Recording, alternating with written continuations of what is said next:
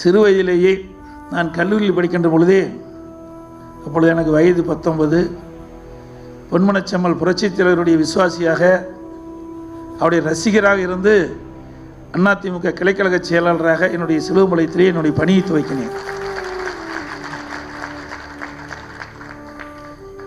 அதற்கு பிறகு 34 வயதிலே நான் சேவல் சின்னத்திலே இதயம் புரட்சித் தலைவி அன்பை பெற்று அவருடைய செல்வாக்கோடு எடப்பாடி தொகுதியிலே முதலாக சேவல் சின்னத்தில் இருந்து வெற்றி பெற்றவர். அதற்கு முன்பெல்லாம் மெட்டா மிராஸ்தார் தொழிலதிபர்கள் தான் இந்த எம்எல்ஏ பதவிக்கு வர முடியும், எம்பி பதவிக்கு வர முடியும், அமைச்சராக முடியும், முதலமைச்சராக முடியும். ஆனால் வேறு அண்ணா அவருடைய வழியிலே பொன்மனச்செம்மல் புரட்சித் தலைவர் எம்ஜிஆர், இதயம் புரட்சித் தலைவி அம்மா, இப்படிப்பட்ட தலைவர் வந்த காரணத்தினாலே நம்மை போல் இருக்கின்றவர் இந்த நிலைக்கு உயர்ந்திருக்கின்றோம். இல்லாவிட்டால் நிச்சயம் வர முடியாது.